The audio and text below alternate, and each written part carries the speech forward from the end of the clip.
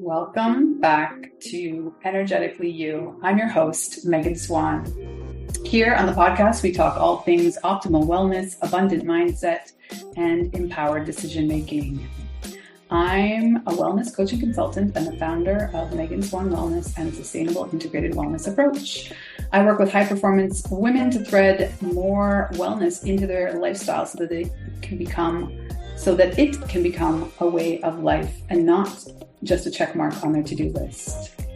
After working with me, women have more magnetic energy, confidence from within, and then ultimately make more aligned and empowered decisions for themselves. I am on a mission to empower more women through optimal wellness. Today on the podcast, I'm so excited to interview Elen Sentier. She is a best-selling author of British Native Shamanism. She is a quirky wilderness woman who is deeply connected with nature. She comes from a long family lineage of Cunning Folk and was brought up as an awenydd. I'm going to have to ask her what that means. Well, it means spirit keeper, but the root of the word, it's awenydd. I've never seen that before. In the old magical traditions of Britain, a qualified transpersonal psychotherapist, Elen helps clients become their true selves, rewild their hearts, and find what makes their hearts sing. Elen has also taught her work through an apprenticeship and 3-year advanced course for over 30 years. She lives in the Welsh Marches with her husband. I'm so looking forward to this conversation. So let's dive in. Welcome, Elen. How are you? What is new today? Hi, Megan. It's really good to be here, and it's wonderful to meet you. And I feel I'm having lots of conversations with people across the pond at the moment. I think you're my third in 3 weeks. It's wonderful. Oh, wonderful. Yeah, well, I'm quite far south. I'm in Mexico, so I'm definitely across the pond and then south. Yeah. So tell us, let's start there with your book. Can you define British shamanism and how it differs from any other shamanism? Well, I don't know that it actually differs that terribly much from the indigenous peoples elsewhere. This is not core shamanism. It is not the same sort of thing at all. Well, it is roughly, but it isn't.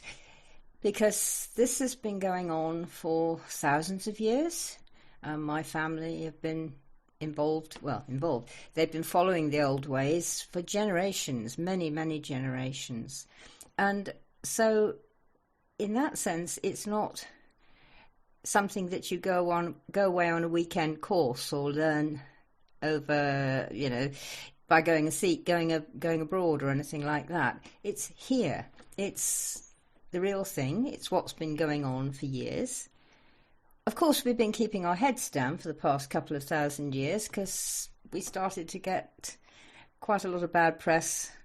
Oh, certainly from the time the Romans came over, and then again from when the Normans came over. So we're quite used to looking very normal, really.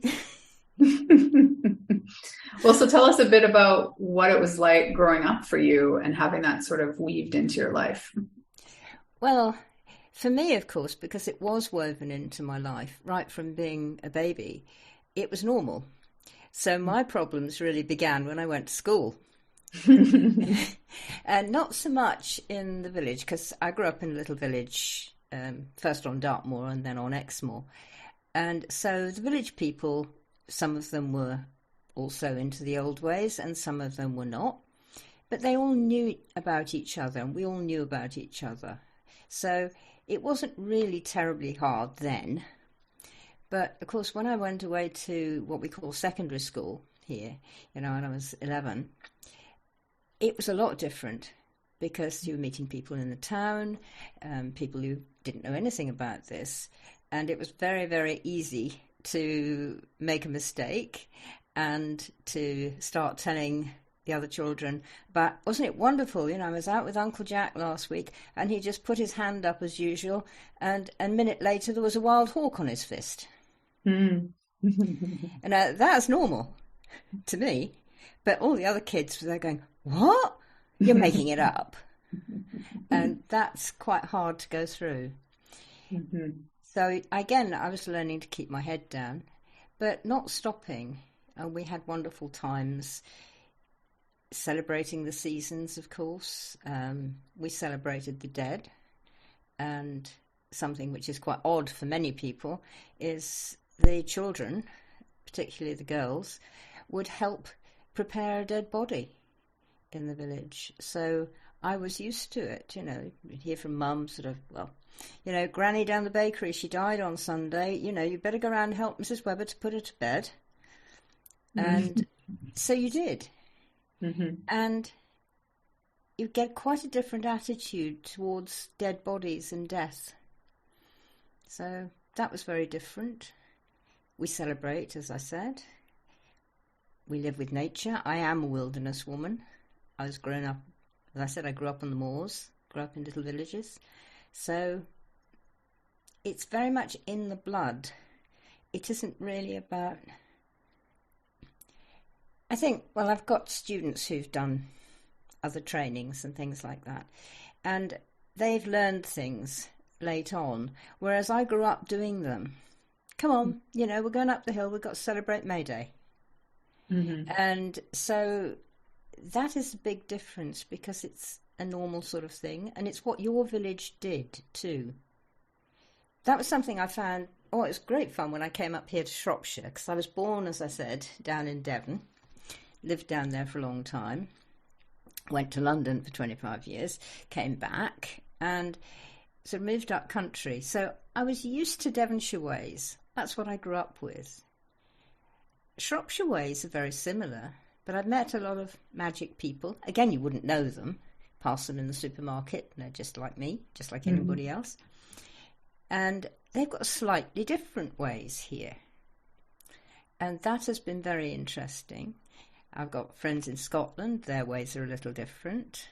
My mum's people came from Yorkshire, their ways are a little different. So it's a way of life, Megan. And it's also very good for the things that you like keeping well. Mm-hmm.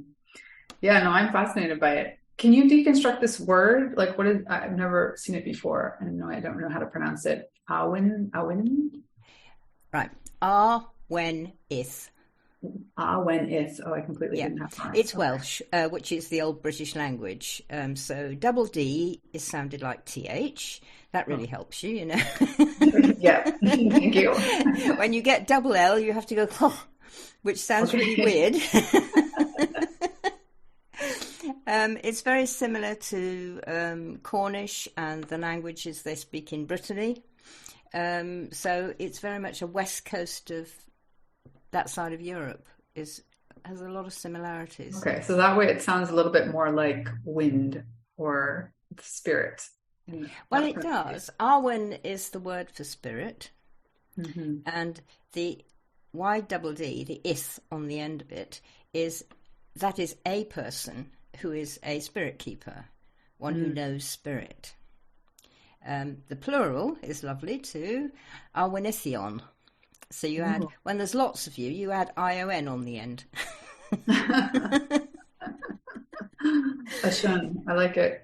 And I, yeah. And then I also really loved how you said cunning folk, and I'm guessing it's intentionally capitalized. Oh, yes.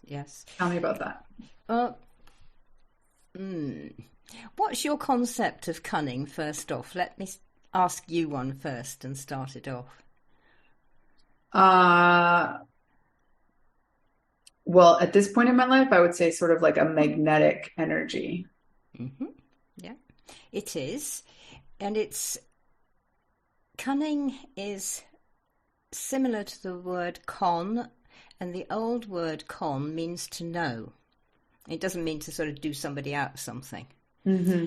And so it's partly related to knowing, conning, The Scottish call it kenning, Kenning.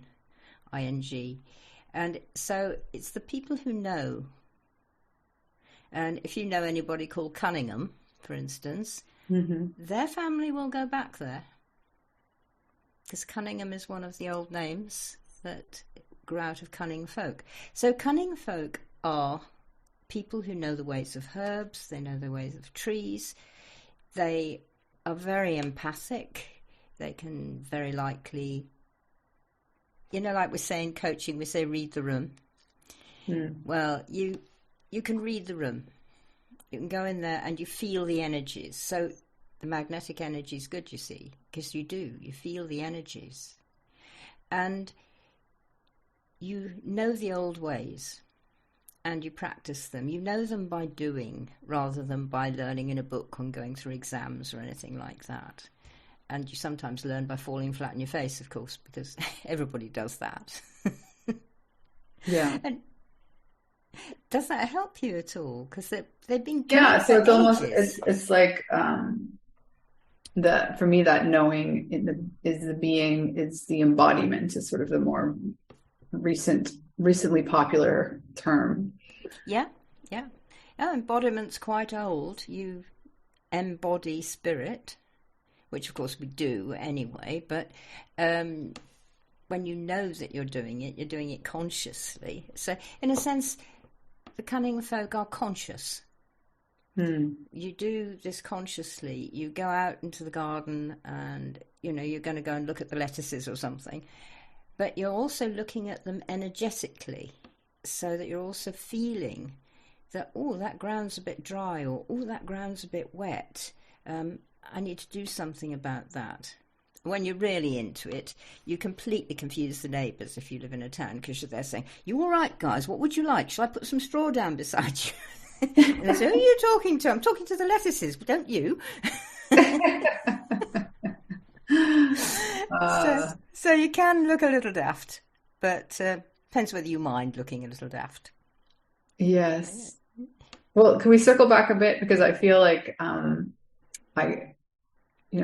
love that we were talking about being closer to death and dead bodies. Here in Mexico. The culture is similar in that there's a lot more celebration around honoring your death, your dead, as they call them. And similarly, when someone passes away, family comes, they get on airplanes to spend the last 24 hours. Well, not the last, the first 24 hours that the body is dead. And it's usually open casket. I mean, it's just like they're still there, that's very much how they see it. And there's definitely people that are upset, but there's also like a lot of community and support, and a lot of grieving goes on in those first 24 hours. Whereas, I'm Canadian, but I have Irish roots, and, there's a lot of stiff upper lip and, everything being kind of, you wear black and you do the thing, and there's not like a lot of talking at the event. Yeah. There's a lot of silence as somehow honoring the dead. Yeah. And it's just such a different way of looking at it. I agree with you. If you go back to Ireland and you go to a wake, you won't find that. I don't know whether you ever have, but the singing and dancing. I've been to Ireland, but I'm not to a wake. No, it's pretty good. It is in Scotland, and it can be in parts of Britain, in England too. But no, it's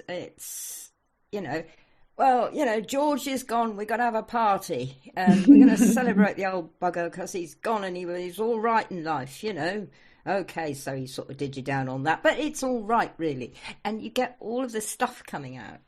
I had this, maybe it'd be interesting to tell you about my own father's passing and my stepmother's passing as well, because they were much more like that. This was in a North Devon village on the edge of Exmoor, and we're not very far from the church, so we didn't need a hearse. And the old road, there's an old lane from where they lived, which takes you straight through to the churchyard. And so Dad was walked there. I don't know whether you know Well, that means there's sort of 6 men carry the coffin on their shoulders up the walk lane, up the lane. And some of them are roads of the dead, and certainly they will have been, and that's part of our old tradition, that you take care of a road for the dead that leads from a place where people lived to a place where people go back into the earth or go back into the fire or wherever they go. So we all walked Dad up the lane, and it's a whole procession, and a lot of people did wear dark colours, but not everybody. And when it was Dad, my stepmum was first in the queue after the coffin, but I was right with her as well. But as his lady, as his wife, she took the place of honour behind him. And it was walked up. And then the other people in the village, they were all standing round the gate. There's a lich gate in that church, which is a lovely covered gate with a wooden porch. And they're all standing round, and there was sort of like, "Whoa, here he comes, whoa!" And the sort of semi-cheering when he came. And the vicar standing on the steps waiting for him. And then we all went in, and we went into the church and did the service, and people spoke, and there were tears, and some people's voices broke when they were, talking about him. And then we put him in the ground, because that's what Dad wanted, and we all throw a bit of earth on the coffin. I don't know whether you do over there. Yeah. And then there was the celebration, which was back at our house. And everybody brought something to eat or to drink. So we all turned up in the house, in the living room, in the kitchen, in the other front room, hanging about in the corridors. And everybody was chatting, everybody was talking, and everybody was helping make enough tea and coffee for everybody, and opening bottles if people wanted a beer, which was fine. So it was quite a party. It went on for about 3 or 4 hours, I think, which was lovely. And one thing that was absolutely amazing, though, when my mother died when I was very young, 3.5, of cervical cancer, and I knew, and Dad took me to the funeral and this sort of thing, and we had her laid out on the dining room table, open casket, people came round, so I saw her, and that was fine. And we went to the grave, and Dad had sort of said, "You can pick up some earth and just drop it on Mum, it'll be fine." And so I'd done that, and I took his hand and I said, "Dad, Mum isn't really in the box, is she?" And he said, "No, love, it's fine. She's fine. We'll miss her, and we won't see her again down here. But she's fine now. She's not ill anymore." And it's all lovely. And that made such a difference of closure for me, and I can see it now, looking back. So anyway, there was Dad dead, and we were all in the party, and one of my nephews is on the spectrum, quite deeply on the spectrum. And he got a bit confused because he wanted to walk right next door to Grandpa. And we had to sort of say, "No, I'm sorry. Grandma's got to walk there, but you can come and walk beside me." That was fine. Anyway, I was making tea, and James comes in the kitchen, and he says, "Ellen?" "Yes, James, what is it?" And he said, "Granda wasn't in the box, was he?" And wow, did that hit me. It was just like amazing. And then when stepmother died, I didn't do the tea at the house because the whole village came along and said, "Oh, we'll do the tea for you in the village hall. You come along there." And again, everybody put it together. Everybody was there. Everybody was chatting. Went on for hours. We even had some music and some dancing, and the kiddies danced, which was nice. So it's a lot different. And of course, everybody cried. And I missed them. But it was okay. I wish we could do more of that. Yeah, well, I mean, the crying's essential, right? Absolutely. But so, go ahead. Go ahead. Go on. But it's not everything. The grief is something to have as deeply as you can, and then walk through and come out the other side. Mm-hmm. So do you do any practices currently or rituals that help you feel connected to your dead? Chat to them. Yeah, yes and no. When you've been brought up with it, and maybe this is a little different to, say, core shamanism or something, I'm never not talking with otherworld. We call our old ways walking between the worlds. Mm-hmm. So you've always got a foot in otherworld, as we call it, the spirit world, but you've also got a good foot in this world, and you're grounded. And things can happen. I had a touch wood, she says, touching her table. Mm-hmm. I've certainly just been helping a friend of mine's dog. About 5-6 days ago, the poor dog, was discovered to have renal failure. Mm. Now that's terminal. Mm-hmm. And my friend was, of course, in a right state because her dog's only 3.5. And it's sort of like, no, this shouldn't be happening. And of course it is happening, but there you go. And so she said, can you do anything? Which is really nice because I won't rush in and try and heal the dog, but I will go and give the dog energy, or a person, to do with what they need. If that means they've got to die, then I give them energy to help them die. So I asked my otherworldly gang, and they said, yeah, you can help the dog. All I had to do was, I was there with my cat. I was actually cuddling my cat with my face in her fur, because she helps as well. And it was like this golden energy, this great huge river of golden energy was pouring down into the dog. And it lasted for about 5 minutes. So I thought, oh, well, that looked good. I don't know what that means. I don't know whether that has actually pushed her over into death or whether she's getting any better. So this morning, my friend called and said she's been out for a walk and sent me a little video of her playing. I don't know whether this is just a remission or whether she's decided, and Otherworld has decided, that she can stay for a bit longer. I don't know. And that's not my business. But all I did was just say, can I? There was no sort of ritual. Can I do this? And then it says, yes, you do it now.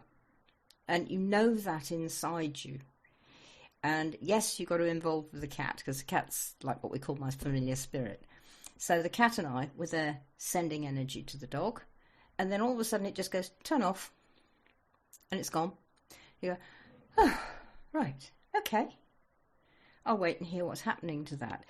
So it's not, you don't have to sort of light candles or do anything like that. You can if you want to, but it's not necessary. You just have to be there, being a channel for this energy and not getting in the way. Learning to do that, we do that by learning by doing rituals. But once somebody has got the hang of it and what we call got it in their bones, then, they find themselves suddenly in a street accident. Bang, I'm on it. And then, I'm off it. It's over. I don't need to be there anymore. Whatever with the person. Does that make any sense? Yeah, it does. So I'm curious, what are some, could be rituals or sort of traditions that you celebrate in the next coming months? Because there are many that are maybe not what most people celebrate. Well, we've just done one, which was the autumn equinox. And we've got 4. We've got 8. And 4 of them are because of what the sun does, and that's like midwinter, spring equinox, midsummer, and autumn equinox. And those are things that happen in the universe for the sun.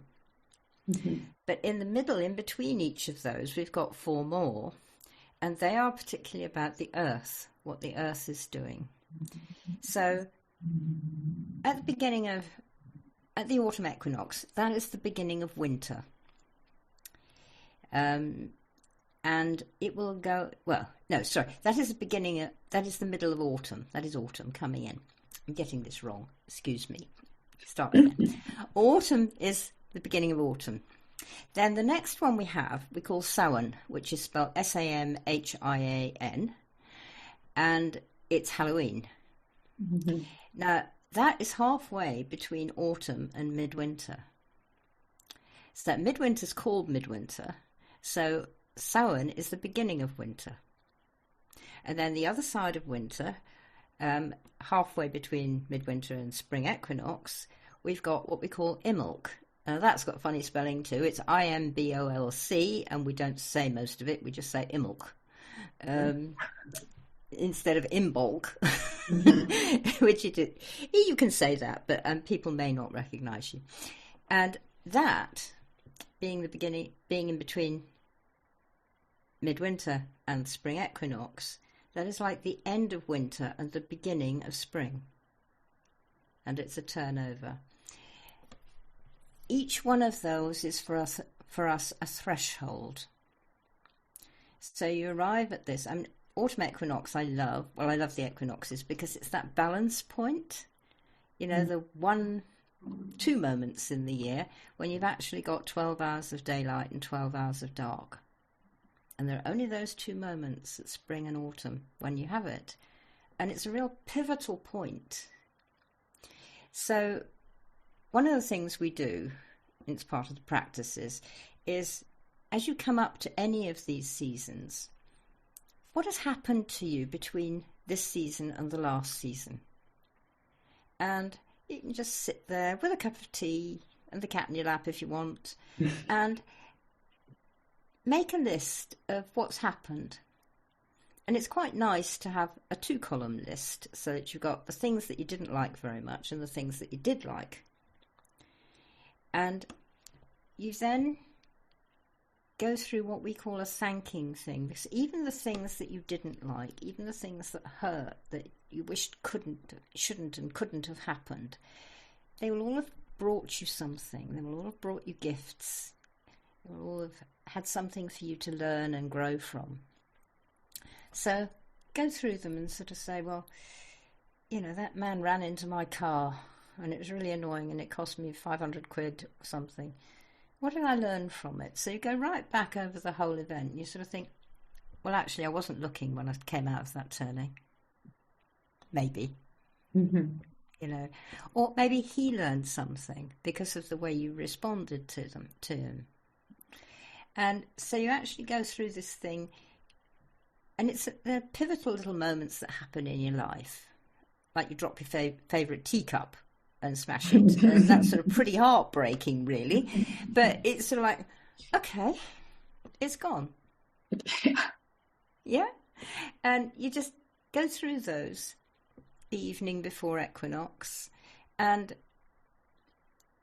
some people bury the piece of paper they've written it on, some people put it in the fire and let it go. Some people actually hang on to it and compare it to last time and then compare it again to next time. What you do is what you feel is appropriate. We're not very good at having sets of rules. In fact, there's an absolutely lovely phrase that we say of ourselves is you get a load of awenydd or a load of pagans in a room, and it's like herding kittens. You can't get the same opinion out of any of them. Well, I was actually going to touch on that as you were talking in the beginning about how you noticed that there were quite unique perspectives and even just little towns close to where you grew up. And so what is the general attitude amongst like-minded people? I mean, is there any sort of anybody trying to convince someone else of their opinion, or there's more of this? Well, there can be. I mean, you always get somebody who's got to be right. And, you know, you think, yeah, we're all right, darling, don't worry about it. Whatever turns you on. There's quite a lot of that attitude. But,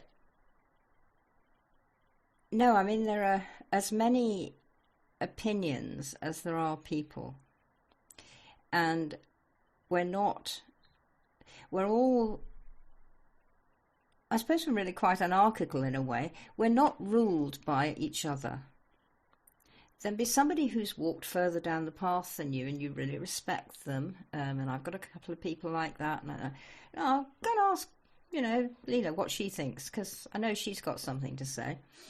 But they're not your queen or your goddess or anything like that. They're somebody who's walked further. And every now and again they can be wrong. Another, one of my teachers years and years and years ago, lovely woman called Barbara, and I've been not quite worshipping her, but I was pretty well on her case at the time, and poor woman, I feel for her now, and it's awful when somebody does that. Anyway, she said something which is a bit private, so I won't share it, and I suddenly went, oh, that is not what I think. And she hasn't actually seen me. And it was like suddenly she'd got ordinary feet of clay. Mm-hmm. And I still love her and loved her very much and listened to her and, went to learn from her and that. But suddenly she wasn't a goddess anymore. And it was absolutely stunningly wonderful and quite heartbreaking. Mm-hmm. When you lose somebody you think is, the best thing since sliced cat food, then... Well, there you go. I like that twist. But you know what I mean by that. Yes. Then you've lost them. But you haven't, of course. They've just become themselves in your eyes. And you've taken them off the pedestal that you put them on and taken their halo off and their crown and everything else. Which is probably, well, having had it done to me, it's very relieving when somebody lets you go and you think, yeah, I am just a woman. It's fine. Mm-hmm. I think a lot of people can relate, at the very least, doing that with their parents at some point. At some point you take them off this. Depends how early. Yeah, it's a teenager thing as well, isn't it, that? Yeah, I'm about to go into it. I'm relishing the last days of, someone really respecting my opinion around here in the house. It's fine. Teenagers rule the world. It's absolutely marvellous. They know everything, so, it's just, fine, whatever. So you mentioned how having ritual at the beginning helps you sort of tune into this energy maybe better. Yeah. Do you have any recommendations or tips for us on that inner trust? Because again, you pointed out that it's more of just what you feel should be done in the moment, or, just with the example of the paper, but it could be on a much grander scale. Yeah. Oh, it is. And well, there's the very starting exercise, and it's about connecting between Mother Earth and Father Sun, as we call it. And I've got it on a recording on my website, so people can get it there. We call it Earth Sun. And all you do is just be quiet, sit quiet. You don't have to sort of go into special lotus positions or hold your thumbs and fingers in funny positions. Just be quiet and reach down through your body. Feel something like quivering down your spine is a good one. Going right down into the earth and through the crust of the earth and through the rocks and through the molten rocks and right down into the heart cave of Mother Earth. And there you'll meet the spirit of Mother Earth. And you've brought with you this thread that is you, which comes from your heart, and it's quivered down your bones and down through the earth. And Mother Earth has a thread in her spirit too. And she takes you in her arms, maybe you dance, play together, and then she says, come on. And you, with both of your threads, you go back up the thread, up through the earth, through your body, out of the top of your head, and out across the atmosphere, across space, to the sun. And there you dive into the sun through all this beautiful golden flame, right into the golden heart of the sun. And there you meet the spirit of the sun. And the sun has a thread attached to his spirit. It's masculine for us. His spirit. And the 3 threads twine together. And the 3 of you dance and play and hug together. And then Father Sun says, "Come on." And he dives out of the sun. You go with him. And Mother Earth comes with you. And the 3 of you back across space. Back down through the atmosphere. Through the top of your head. Down your spine. And back down to the heart of the earth again. And you just let that keep happening. Going up to the sun and down to the earth, with the sun and earth spirits with you. And after a little while, Father Sun will sort of say, "Well, that's it for me for today. I'm going to stay here." So you and Mother Earth go back, and you go back to the heart of the earth. And she says, "Well, it's time for you to be off on your own now." And so you leave Mother Earth there, and you come back into your own heart. And gradually, slowly, carefully, you wake up. But now, you always have that thread that you took to the centre of the earth and to the centre of the sun, and it's always there, in the background of your consciousness.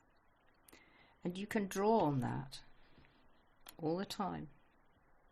Even little things like, I don't know, you cut your hand cutting the vegetables. Have a quick grab on that energy on the thread. You're going to meet the bank manager for a loan. Grab on that energy for the thread for Mother Earth and Father Sun. You know, you want a parking space. Grab on the energy. Give me a parking space, please, near where I want to be. Even little tiny things, and it's not disrespectful to ask for that. I mean, not unless you're being a spoiled brat about it, but most of us are not. And you've got this all the time. But if you do it every day, preferably when you get up and sometime in the evening, you'll find it becomes a habit, and you can get on that thread very quickly so that it's always there. You can use it to choose food. You can use it when you go to the doctors. You can use it when you've got a cold. It's beautiful. I love that practice. It's not quite Harry Potter, but it works.